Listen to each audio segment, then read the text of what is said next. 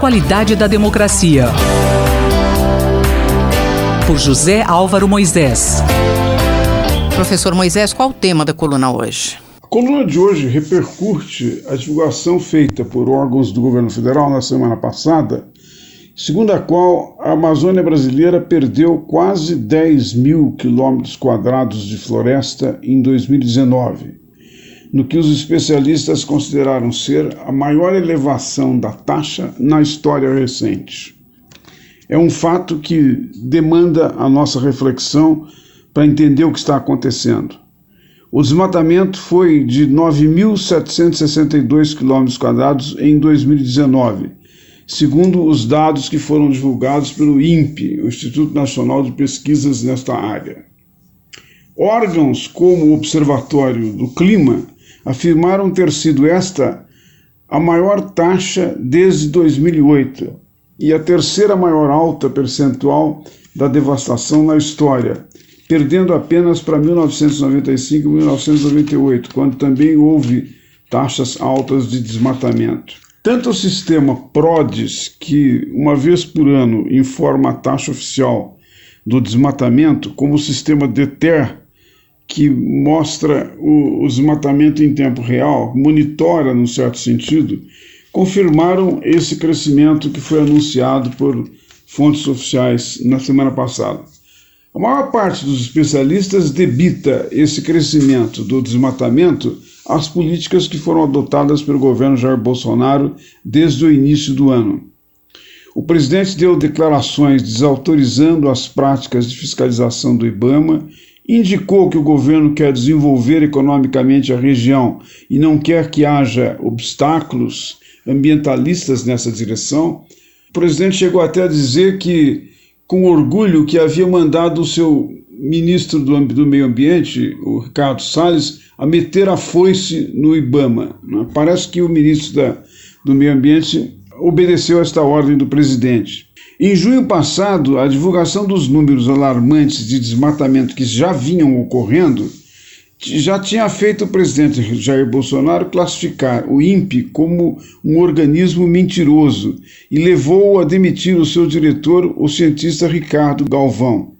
Mas o fato é que, desde seu início, o governo desmobilizou a fiscalização, engavetou, por assim dizer, os planos de combate ao desmatamento dos governos anteriores e deu aval a criminosos ambientalistas. Isso levanta uma dúvida sobre qual o sentido que tem, numa fase tão importante da questão dos cuidados com o meio ambiente, em que o mundo inteiro se mobiliza nessa direção, para que o governo desmobilize políticas públicas que vinham sendo adotadas em governos anteriores e adote, ao mesmo tempo, uma política extremamente negativa em relação a esse cuidado com o presente e o futuro das gerações que, de alguma maneira, sofrerão as consequências desse processo. É interessante notar que, em 1995, o governo do presidente Fernando Henrique Cardoso tinha elevado os limites de proteção do Código Florestal, indicando uma política pública no sentido de defender o meio ambiente. Alguns anos depois, em 2003, o presidente Luiz Inácio Lula da Silva criou o Plano de Prevenção e Controle do Desmatamento da Amazônia. Professor, e o que mudou no governo atual? O fato é que as políticas adotadas pelo governo atual, na prática, significam um imenso desastre para a área de preservação ambiental. Propostas, por exemplo, como de legalização da grilagem em terras públicas, mineração e mesmo agropecuária em terras indígenas e o estímulo à existência de uma infraestrutura sem licenciamento ambiental, todas essas medidas mostram que o governo está na contramão da defesa do meio ambiente. Por razões ideológicas, porque se entende que o ambientalismo está associado com perspectivas políticas de esquerda, como do marxismo. Portanto, por razões ideológicas, o governo adotou políticas que estão sendo um verdadeiro desastre no que diz respeito à preservação da Amazônia e do meio ambiente no país. Convido todos os ouvintes a voltarem a frequentar a coluna na próxima terça-feira. Muito obrigado. Eu, Simone Lemos, ouvi o professor José Álvaro Moisés. A qualidade da democracia. por José Álvaro Moisés.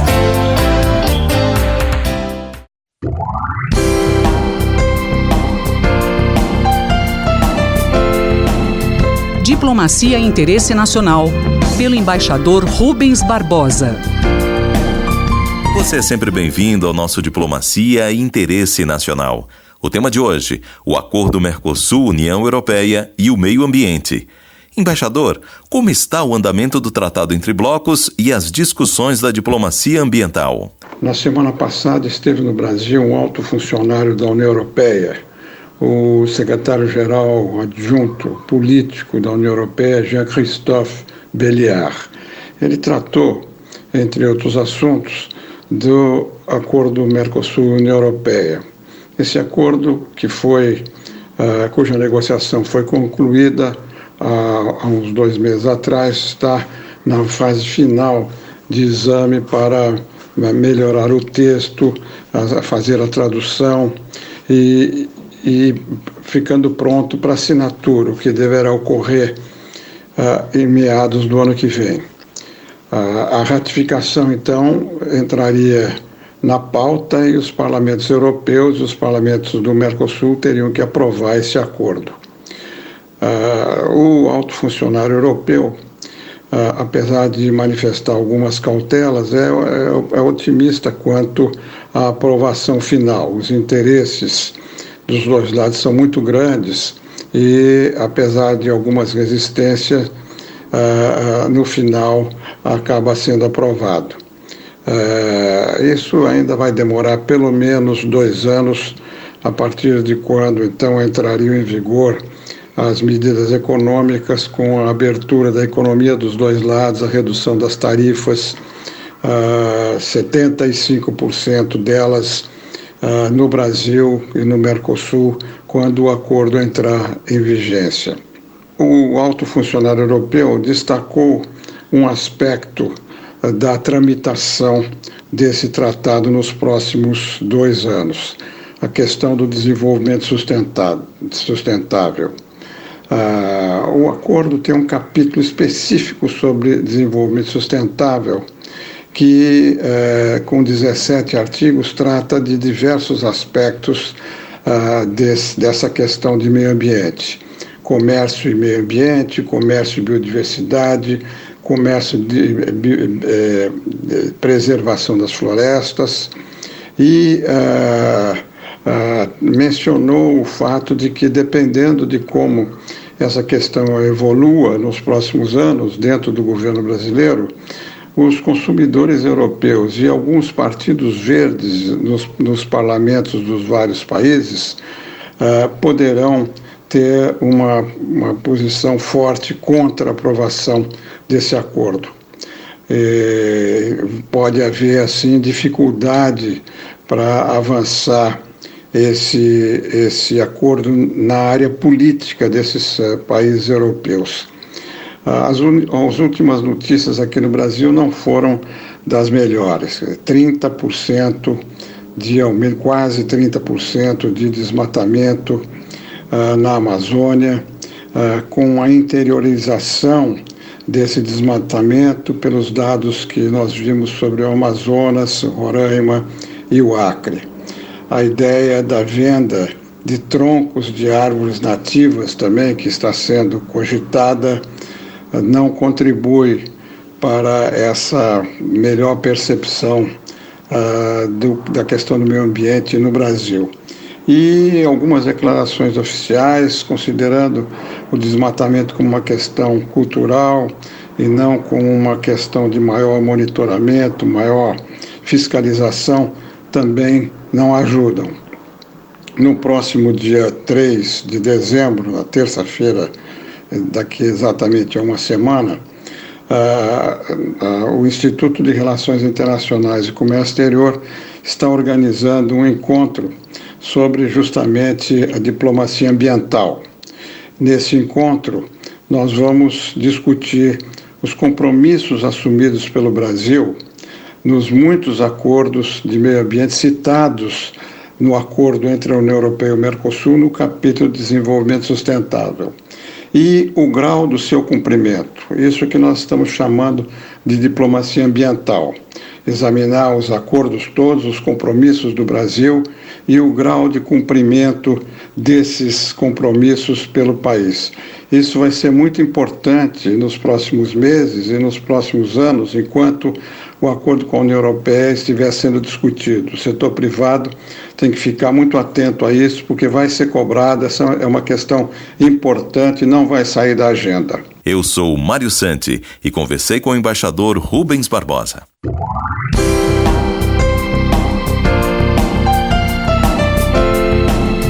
Diplomacia e Interesse Nacional, pelo embaixador Rubens Barbosa.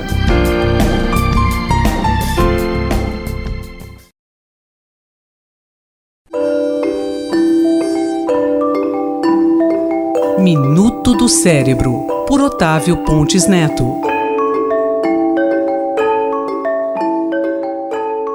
Professor, é benéfico o controle do colesterol em pacientes com AVC? Olha, o controle mais agressivo do colesterol em indivíduos que sofreram um ataque isquêmico transitório ou um acidente vascular cerebral de origem aterosclerótica, ou seja, aqueles indivíduos que têm placas de gordura nas artérias do pescoço e nas artérias do cérebro, ele deve ser feito com doses altas de estatinas, que são remédios que baixam o colesterol no sangue. Mas até o momento não estava muito claro qual era o alvo do nível de LDL colesterol que a gente devia manter no sangue, O LDL é o colesterol ruim, Aquele colesterol que favorece a deposição de placas nas paredes das artérias. Então, para resolver essa dúvida, foi publicado essa semana na revista New England Journal of Medicine os resultados de um estudo coreano e francês que randomizou 2.860 pacientes com AVC prévio ou ataque isquêmico transitório para o tratamento com remédios que baixam o colesterol com duas metas de controle diferentes do LDL colesterol. Um grupo foi mantido com o LDL abaixo de 70 mg por decilitro e o outro grupo, o alvo era manter entre 90 e 110 mg por decilitro. O objetivo principal do estudo era comparar a taxa de novos eventos cardiovasculares graves, como infarto, AVC ou morte de origem vascular, nos dois grupos. Acabou sendo interrompido antes da meta final de recrutamento, mas o grupo que foi alocado para receber um tratamento mais agressivo e uma meta de controle de LDL colesterol abaixo de 70 mg por decilitro acabou apresentando uma redução relativa de 22% da razão de chance para apresentar novos eventos cardiovasculares em relação ao grupo que teve uma meta um pouco mais frouxa de LDL colesterol em torno de 90 a 110. E este estudo mostrou algum risco adicional de perseguir essa meta mais baixa de LDL colesterol nos pacientes com AVC? Pois é, esse é um ponto importante, porque estudos anteriores tinham sugerido um discreto aumento do risco de hemorragia cerebral com uma dose mais alta de estatinas, Mas nesse estudo, essa meta mais agressiva de um LDL abaixo de 70 não foi associada a um aumento do risco de hemorragia intracraniana, Então, em conjunto, esses resultados sugerem que a gente deve sim perseguir uma meta mais agressiva de controle do colesterol, do LDL colesterol, que é o colesterol ruim, nesses pacientes que sofreram um acidente vascular cerebral ou um ataque isquêmico transitório com aterosclerose, com deposição de placas de gordura nas artérias do pescoço e do cérebro, E fica a dica de que a gente deve controlar bastante, de forma bem rigorosa, o colesterol nesses pacientes. Eu sou Rosimeire Talamone e nós acabamos de ouvir o professor Otávio Pontes Neto, da Faculdade de Medicina da USP em Ribeirão Preto. Minuto do Cérebro, por Otávio Pontes Neto.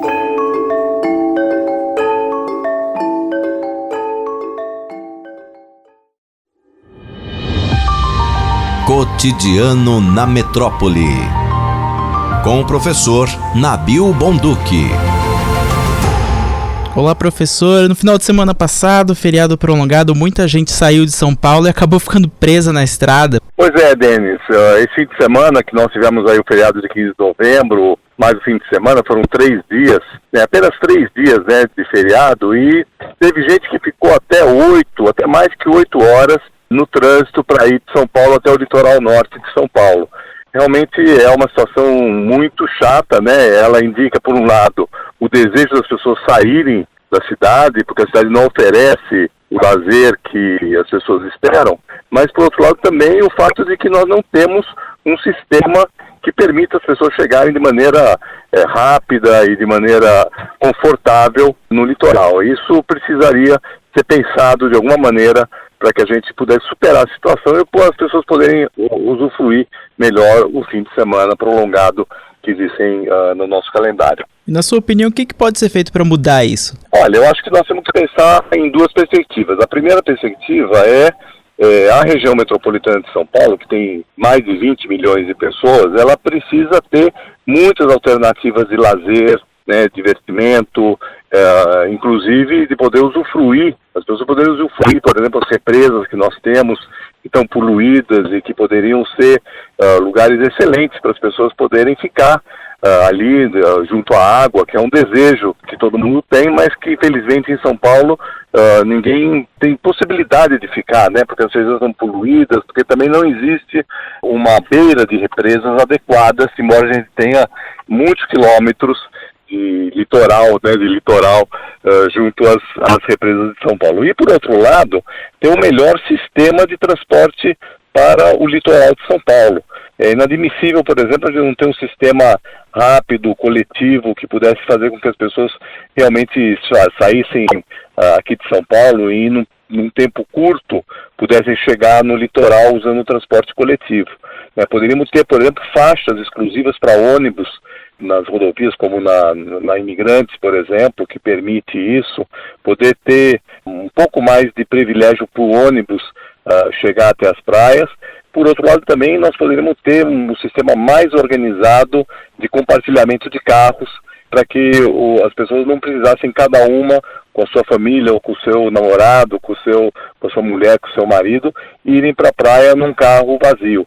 É muito importante que a gente aproveite melhor o espaço viário das estradas, assim como na cidade nós também temos esse tipo de estratégia para melhorar um pouco a condição do trânsito. Mas outra coisa que também poderia ser feita é, de maneira organizada, organizar melhor os horários da saída das pessoas. Por exemplo, todo mundo fica calculando qual a melhor hora de sair. Isso poderia ser organizado de maneira um pouco mais hoje com os aplicativos, com todas as possibilidades de comunicação. Isso poderia ser organizado melhor para que as estradas pudessem ser viáveis para todos e pudesse todo mundo usufruir, né, algumas horas de prazer. Veja, ficar 8 horas para ir, 8 horas para voltar, as pessoas em 3 dias acabam aproveitando um pouco mais que um dia na praia e realmente o estresse depois só de voltar acaba sendo totalmente contraproducente em relação ao descanso que as pessoas estão esperando. Eu, Denis Pacheco, conversei com o professor Nabil Bonduc para a Rádio USP.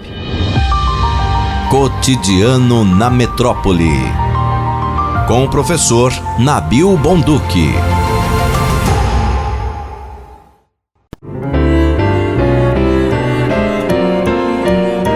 Doutor Bartô e os Doutores da Saúde, com João Paulo Lotufo. Dr. João Paulo Lotufo, saiu na revista Veja dessa semana uma reportagem sobre drogas sintéticas. Como é que está essa situação entre os jovens, hein? Isso aí está tendo um abuso desse tipo de droga, né? O jovem sempre procura coisas novas. Eu não sei se vocês viram essa semana aquele caso do metrô, de vidro que caiu ali no metrô. E a gente vê no vídeo a maquinista freando o metrô e o carro do metrô chega a encobrir o corpo daquele rapaz.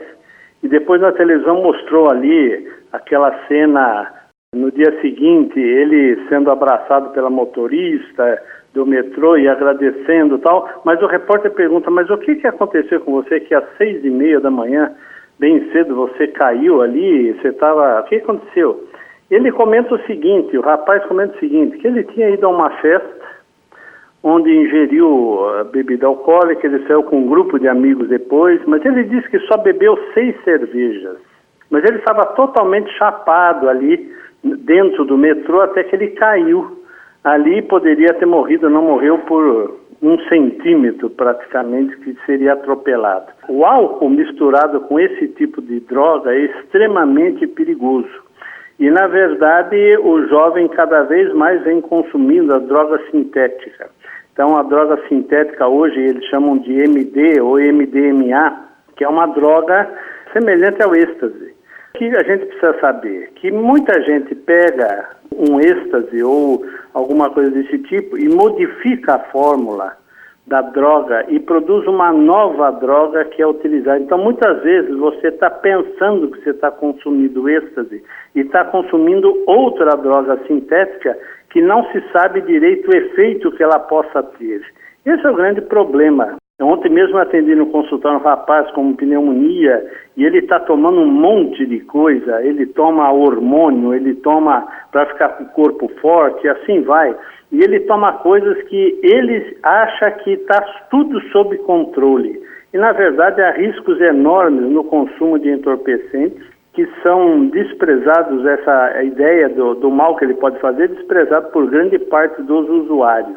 Doutor Lotufo, essas drogas sintéticas não são novidade aqui no Brasil e podem levar à morte, né? Essas drogas sintéticas estão no Brasil há mais de 10 anos. Muitas vezes aquilo que você está tomando não é o que você acha que está tomando. Esse é o grande risco. Lembra do caso do rapaz que morreu aqui na Raia Olímpica da USP. Aquele é um exemplo clássico, ele estava embriagado e ele ingeriu uma droga, ou puseram na bebida, o que é uma coisa bastante comum hoje em dia, ou você bebe o copo do outro e assim vai, e ele acabou, essa droga produziu um calor intenso no organismo, e esse camarada acabou indo se refrescar na Raia Olímpica da USP, onde talvez tenha tido um surto ali, acabou morrendo ali.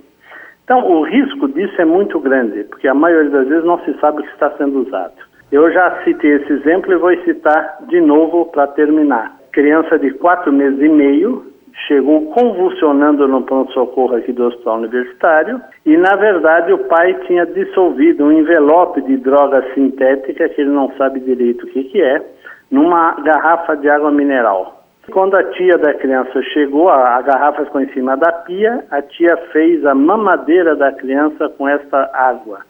E a criança ingeriu aí 120 ml desse líquido na forma de leite, com uma droga que a gente não sabe direito o que é e não conseguimos identificar ainda, mas essa criança convulsionou durante mais de 4 horas no pronto-socorro. Então esse tipo de acidente ocorre. O jovem diz, então vamos tirar o carro. Não, mas a gente tem regras para o carro. Né? O carro também causa acidentes, só que a gente controla a velocidade, etc, etc. Precisa controlar o que você usa. E esse prazer que o jovem busca precisa ser modificado. Existem vários outros tipos de prazeres semelhantes ao prazer de droga, que são muito benéficos, como se viu na Europa, o pessoal trabalhando, aumentando a atividade esportiva, cultural do jovem, para que ele tenha prazer semelhante aos das drogas com coisas boas. Vamos repensar o que nós estamos usando e vamos repensar que prazer é esse que eu estou procurando. Não é a droga que vai te dar esse tipo de prazer. Eu sou Sandra Capomatto, você ouviu o Dr. João Paulo Lotufo, pediatra da Universidade de São Paulo, responsável pelo projeto Dr. Bartô. Dr. Bartô e os Doutores da Saúde, com João Paulo Lotufo. Um olhar sobre o mundo, com Alberto do Amaral Júnior. Dr. Alberto do Amaral, o que falar sobre a mudança do clima e a COP de Madrid? Em primeiro lugar, é preciso esclarecer o que significa a COP. A COP é uma reunião das partes de um tratado internacional. No caso, a COP se reúne uma vez por ano, ela é uma reunião de todos os estados que celebraram a Convenção da ONU sobre Mudança Climática e depois a Convenção da ONU, que é o Acordo de Paris sobre Mudança Climática, que se compromete numa substancial redução das emissões de gás carbônico na atmosfera, de dióxido de carbono, de gás metânico, de gases que podem provocar o chamado efeito estufa. E a cada ano a COP faz um balanço que os países fizeram e se comprometeram, já que eles têm metas individuais a cumprir, essas metas são nacionais, a COP faz um balanço do que foi realizado ao longo do ano. Nós temos algumas notícias muito preocupantes e algumas notícias positivas. Entre as notícias preocupantes está a formalização da saída dos Estados Unidos como parte integrante do Acordo de Paris sobre Mudança Climática. O governo Trump está dedicado em retirar a validade de todos os regulamentos, das regras que foram editadas durante o governo Obama. Vale lembrar que o presidente Barack Obama foi um dos articuladores do Acordo de Paris sobre Mudança Climática, e o governo Trump, na contramão do governo Obama, procura hoje efetuar uma ampla desregulamentação na área ambiental e favorecer as indústrias altamente poluidoras, como a indústria do carvão, que inclusive constitui um dos seus redutos eleitorais. Mas nós temos também uma outra notícia bastante alarmante. Na semana passada, os dados do PRODES, que são extremamente confiáveis, e atestam esses dados que do ano passado até este ano, no período de um ano, no Brasil, na região amazônica, mais especificamente, foi registrado um desmatamento extremamente importante. Cresceu em 30% o nível de desmatamento, é o terceiro maior da história, quase 10 mil quilômetros quadrados de área vegetal foi desmatada. E, além disso, vale lembrar, isso é extremamente importante, que esta área representa quase 6 vezes as dimensões da cidade de São Paulo. E vale lembrar ainda, nesse sentido, que algumas medidas são urgentes para que o desmatamento no Brasil possa diminuir. Doutor Alberto, quais as boas iniciativas do país que estão sendo tomadas para o clima? Primeiro, é preciso que o governo combata qualquer tipo de irregularização das áreas que foram objeto de grilagem.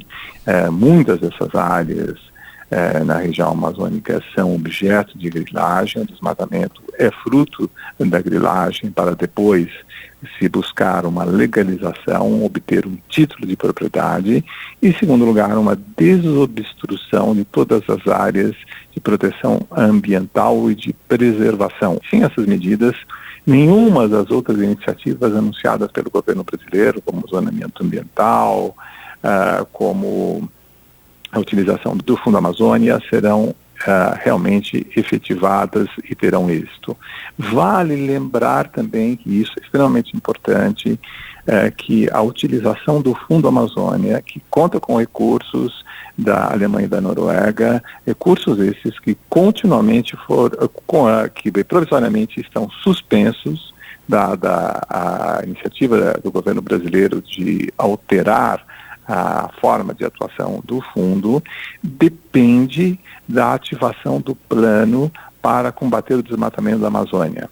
E os atuais dados são extremamente preocupantes e não estimulam o investimento de recursos estrangeiros nesse setor.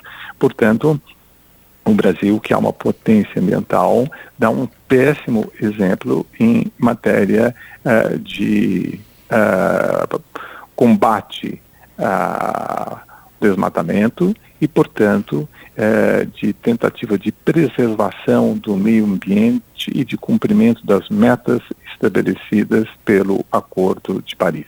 Eu sou Sandra Capomatto. Você ouviu o professor de Direito Internacional, Dr. Alberto do Amaral Júnior, da Faculdade de Direito da Universidade de São Paulo. Um olhar sobre o mundo, com Alberto do Amaral Júnior.